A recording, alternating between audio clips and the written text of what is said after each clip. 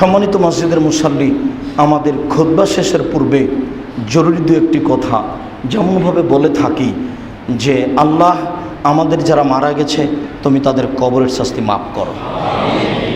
আমাদের অনেক পূর্বসূরি যারা চলে গেছেন এই সব মসজিদ দেখাশোনা করেছেন, মক্তব দেখাশোনা করেছেন, মাদ্রাসা দেখাশোনা করেছেন, মুরব্বীরা আমাদের জন্য পাথেও আমরা তাদেরকে দেখে তাদের অনুসরণ করে আসছি। আপনারা দ্বিধাদ্বন্দ্ব ত্যাগ করে এই দ্বীনি কাজগুলো, সামাজিক কাজগুলো সুন্দরভাবে বাস্তবায়ন করার চেষ্টা করবেন, যাতে করে পরবর্তী যারা আসছে তারা যেন আপনাদের জন্য দোয়া করতে পারে। আমরা মানুষ হিসাবে বলছি, আল্লাহ আমাদের যারা মারা গেছে তুমি তাদের কবরের শাস্তি মাফ করো, তুমি তাদের কবরকে প্রশস্ত করো, তুমি তাদের কবরকে আলোকিত করো।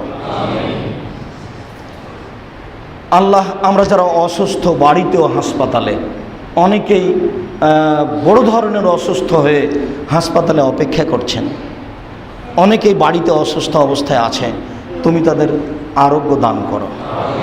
আজবিল বাস রব্বান নাস আসফান্তা সাফিলা সেফাইলা সেফাউকা সেফুল্লাহিদুর সাকাম।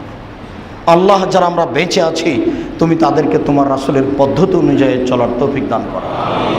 আমরা যেন সত্য সত্যই সুন্দর করে ওযু করে আমাদের অতীতের সব পাপ মোচন করে নিতে পারি, আর আমাদের সালাত যেন নফল হয়ে যায়, অতিরিক্ত হয়ে যায়, এই সুযোগ তুমি করে দাও। তোমার দরবারে আন্তরিকভাবে জুমার খুতবার শেষে এই আবেদন রেখে আজকের জুমার খুতবা এখানেই শেষ করলাম।